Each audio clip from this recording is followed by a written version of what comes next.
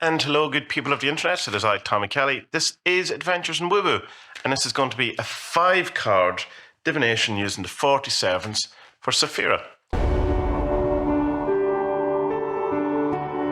Saphira asks, which servant should I work with? Which servants should I work with? Or what should I be aware of?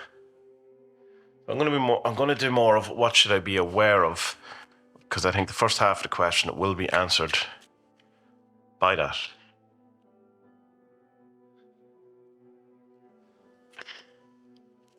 The 5-card spread is very similar to the 9-card spread in the same layout, other than it has less cards in both the what to pursue and what not to pursue area.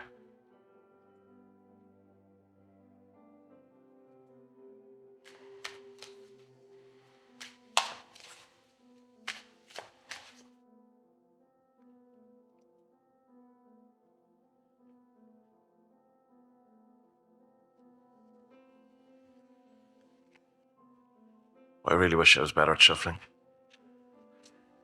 Nearly. Okay.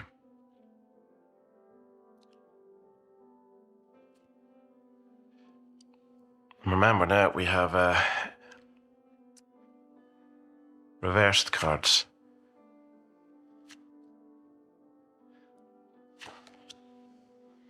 Okay.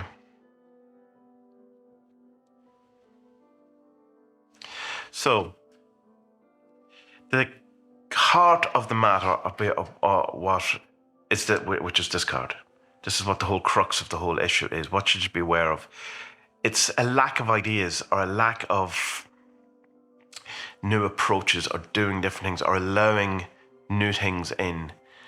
It's no ideas. It's like not having any good ideas, not having any good starting points, not having any.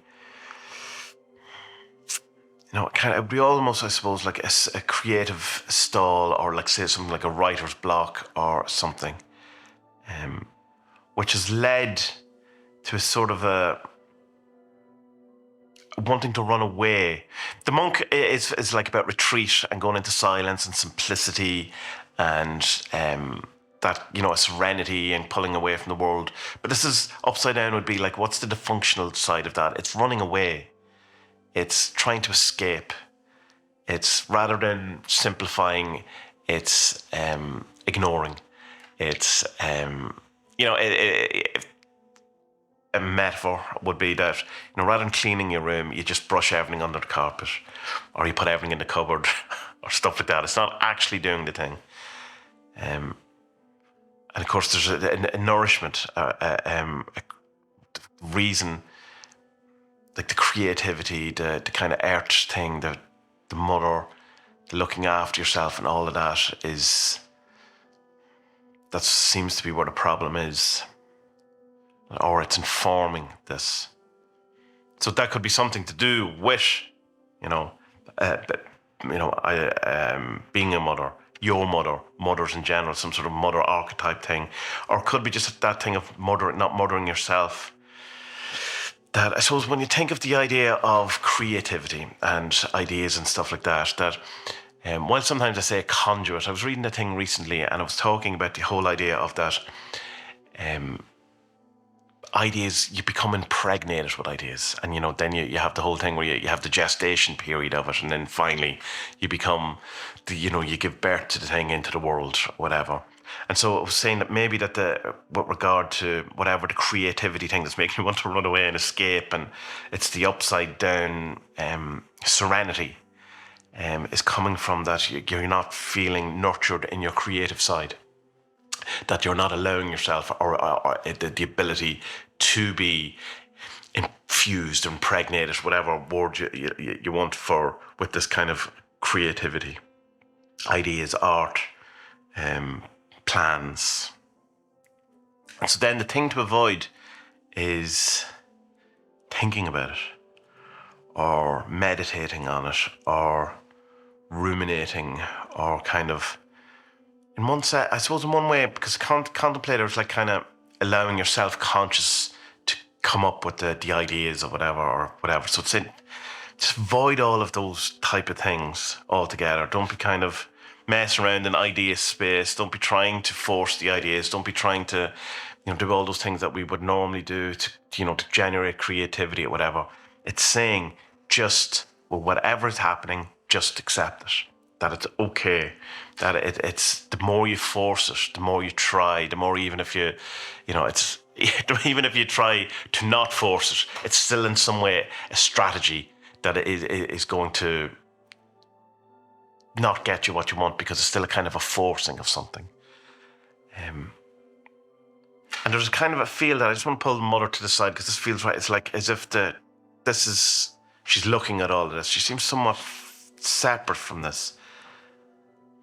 And that feels right for this reading.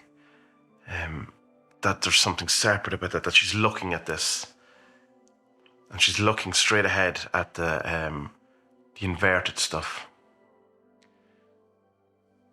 So my suggestion would be, it's something around what you should be aware of. It's something around maybe having a creative or a lack of creativity, or having a kind of a stumbling around that, or some sort of block, or things just not working out or whatever, and feeling that you need to escape from all that, or feeling that you need to push on it or do something, and it's just ultimately just saying you just have to accept it.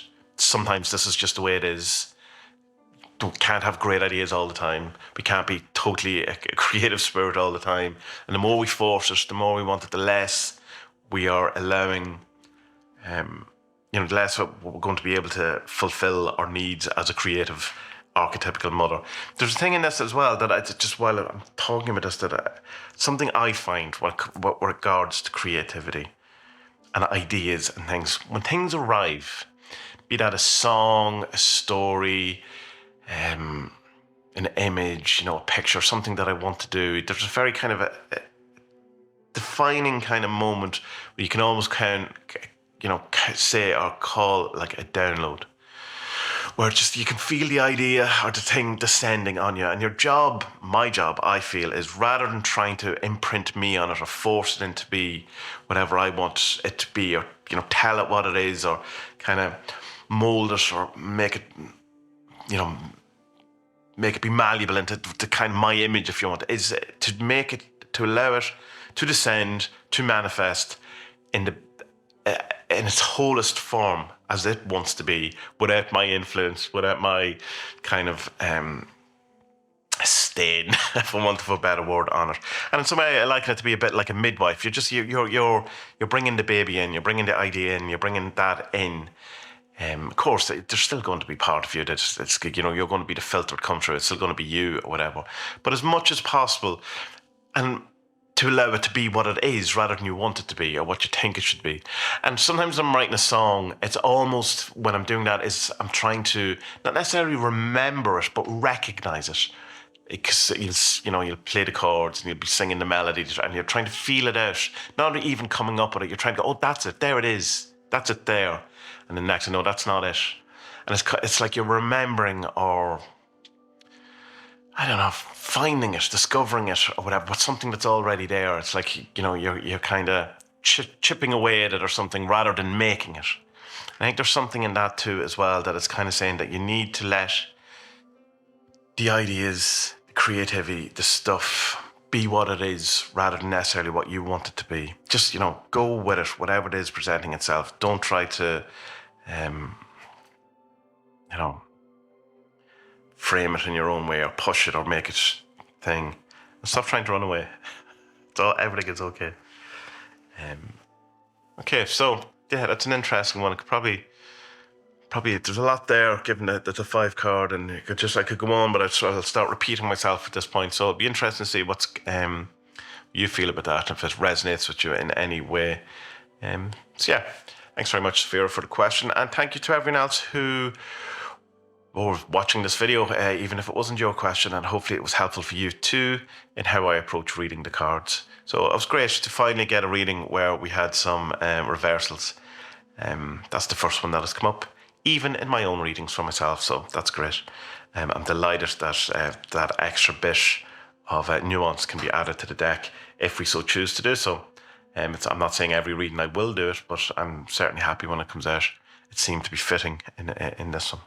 Okay, so good people of the internet.